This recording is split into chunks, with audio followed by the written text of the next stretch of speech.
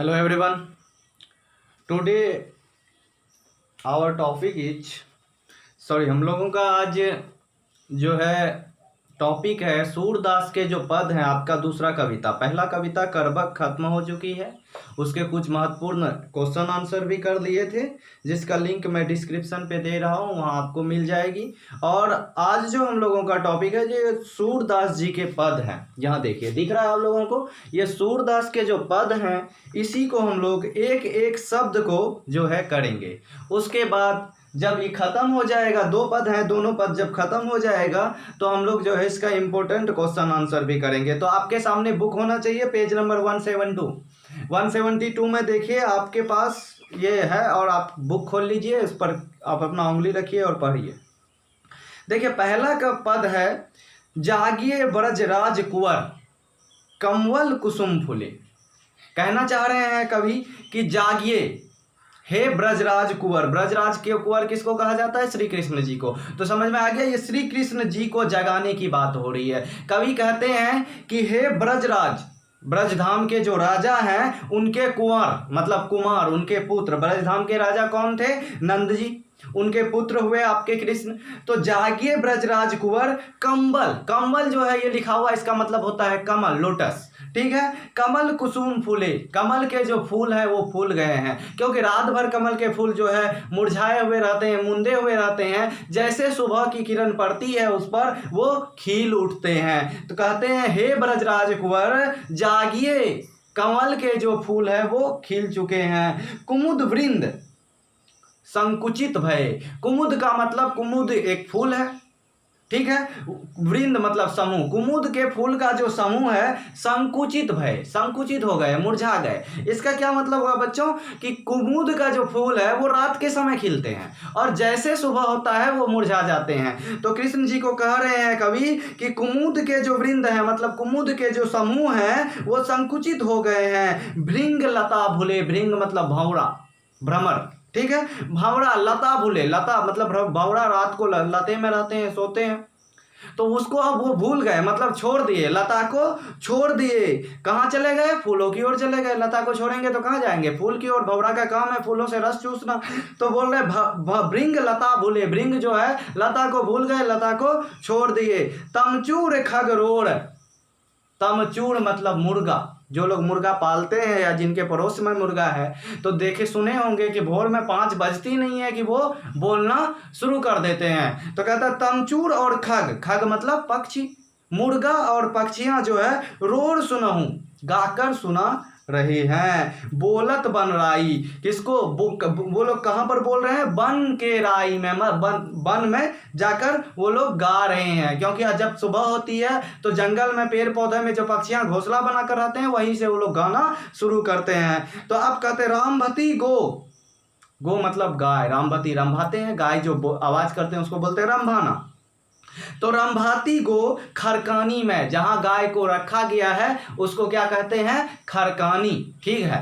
तो खरकानी में गाय क्या हो रही है? रंभा रही है, आवाज कर रही है। और बछड़ा हितदाई, बछड़ा की ओर दौड़ रही है। अम्बा आवाज करते हुए, गाय आवाज देते हुए कहाँ किधर दौड़ रही है? बछड़ा की ओर दौड़ रही है। विधु मलिन, विधु मतलब चंद्रमा, चंद्रमा का पर्यायवाची शब्द है विधु मलिन। चंद्रमा अब मलिन हो रहे हैं, चंद्रमा क्या हो रहे हैं? मलिन, क्योंकि सुबह होते ही चंद्रमा मलिन होते जाते हैं। रवि प्रकाश, जबकि सूर्य के प्रकाश अब तेज हो रहे हैं। चंद्रमा मलिन हो रहे हैं, रवि का प्रकाश क्या हो रहे हैं? तेज हो रहे हैं। गावत नर नारी, और ब्रज के जो नर नारी हैं वो अब गाने लगे हैं। सुबह हो गई है, सब गीत गाते हुए अपने काम को लग गए हैं, ठीक है।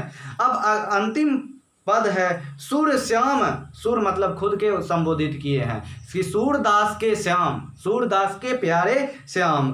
सूर श्याम प्रात उठो, प्रातः हो गई है, उठो। सूरदास कहते हैं हे सूरदास के श्याम प्रात हो गए हैं, उठो। अंबुज करधारी, अंबुज का मतलब कमल होता है, कमल का ही पर्यायवाची शब्द है अंबुज, पंकज, सरोज, नलिन, बहुत सारे हैं, तो उसी में से अंबुज भी है।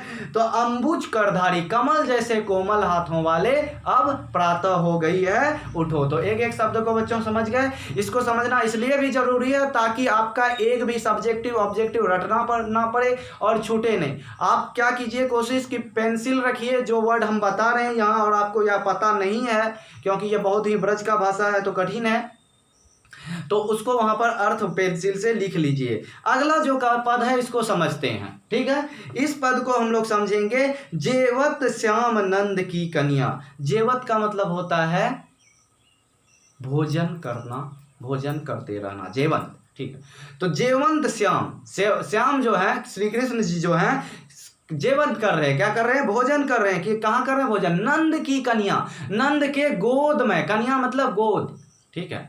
यहाँ दुल्हन या बेटी मत समझ लेना, कन्या, ठीक है। तो जेवत श्याम नंद की कन्या, श्याम जो है नंद के गोद में क्या कर रहे हैं, भोजन कर रहे हैं। कछुत खात कछु धरनी गिरावत, कुछ खाते हैं कुछ धरनी, धरनी मतलब जमीन पर गिरा रहे हैं।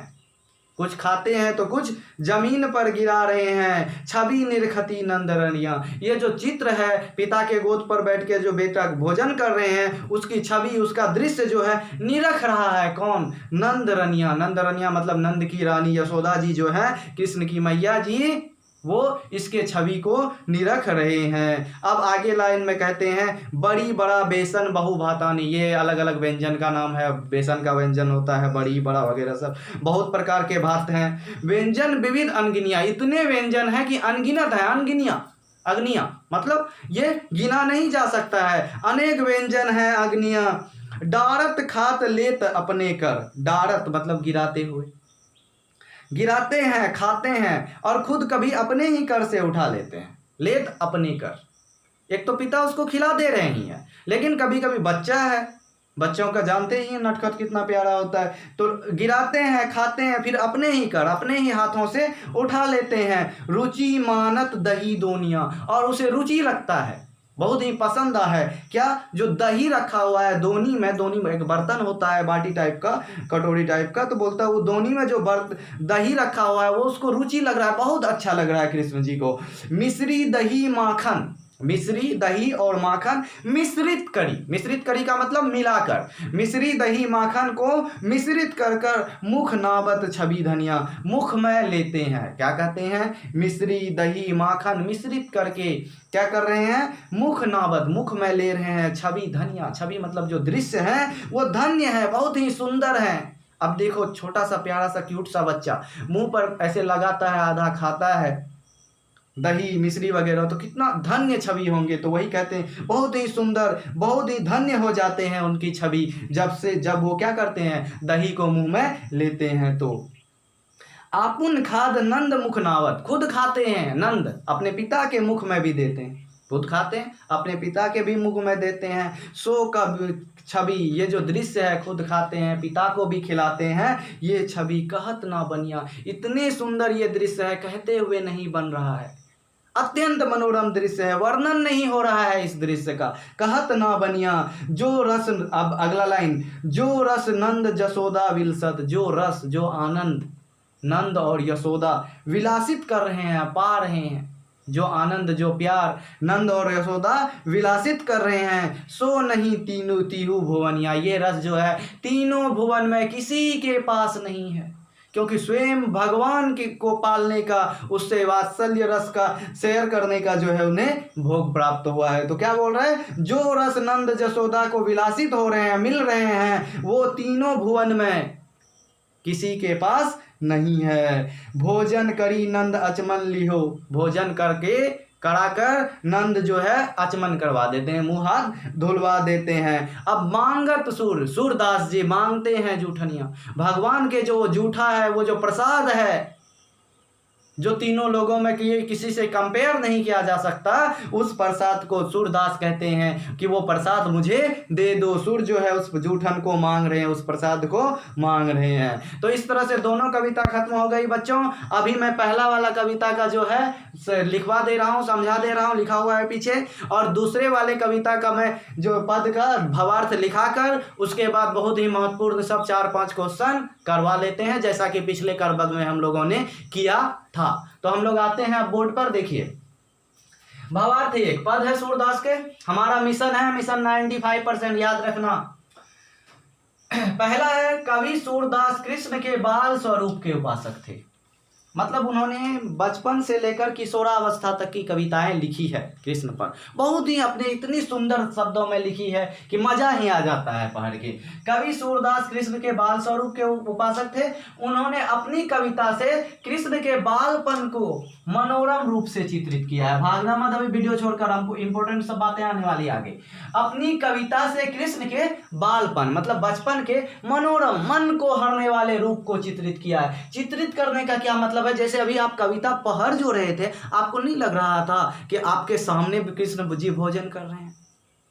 कितना अच्छा लिखा है कवि ने कि आप पढ़ते हो तो लगता है आपके सामने मूवी चल रही है। तो ये क्या कर रहा है, रूप मनोरम रूप से चित्रित कर दिया है। प्रस्तुत पद में कृष्ण को जगाने के लिए, पहला पद का बात हो रहा है, प्रस्तुत पद में कृष्ण को जगाने के लिए कवि अनेक उदाहरण से प्रयास कर रहे हैं कि कृष्ण जी जाग जाए। ठीक है, कवि कहते हैं, हे ब्रजराज का नंद के कुंवर, कहता है हे ब्रज के राजा नंद के कुंवर कुमार पुत्र जागिए। अब उदाहरण देते हैं, क्या क्या उदाहरण देते हैं।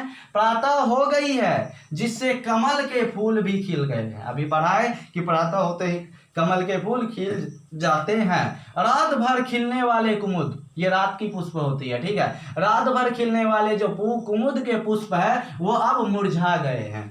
भंवरे भी लताओं को छोड़कर फूलों की ओर दौड़ रहे हैं। मुर्गे तथा पक्षियों के कोलाहल वन को आनंदित कर रहे हैं। जब पक्षियां गाते हैं तो बहुत सुंदर लगता है।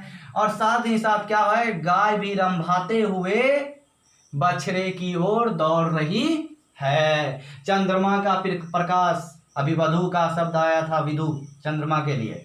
चंद्रमा का प्रकाश अब मलिन पड़ रहे हैं, रात खत्म हो गई तो मलिन पड़ेंगे। सूर्य के किरण फैल रही है। हे ब्रज के नर नारी भी अब सुबह की गीत गा रहे हैं। हे कोमल हाथों वाले, कमल से कोमल हाथों वाले कृष्ण अब जागिए। इस पद में वात्सल्य रस का प्रयोग किया गया है। ये वात्सल्य रस क्या होता है बच्चों, माता पिता के प्रति बच्चों का प्रेम या बच्चों के प्रति माता पिता का प्रेम। ये बच्चों के प्रति माता पिता का जो प्रेम होता है, उस प्रेम को दिखाने के लिए कविता में जो रस का प्रयोग किया जाता है उसे वात्सल्य रस कहते हैं। 9 प्रकार के रस है, आपके सिलेबस में है 12th का, उसको मैं ग्रामर में पढ़ाऊंगा, इसीलिए इस चैनल को सब्सक्राइब करना बहुत जरूरी है। ठीक है, तो वात्सल्य रस का जो है प्रयोग किया गया है। कर कृष्ण को जगाने का वर्णन अत्यंत सुंदर तरीके से किया गया, जिससे पद सजीव हो गई है। सजीव हो गए मतलब पद को पढ़ते वक्त ऐसा लग रहा है सब कुछ मेरे सामने ही हो रहा है। तो आज के लिए इतना ही, नेक्स्ट वीडियो में मिलेंगे इसके पद का, दूसरे पद का भावार्थ के साथ और बहुत ही महत्वपूर्ण प्रश्न और उत्तर के साथ। धन्यवाद।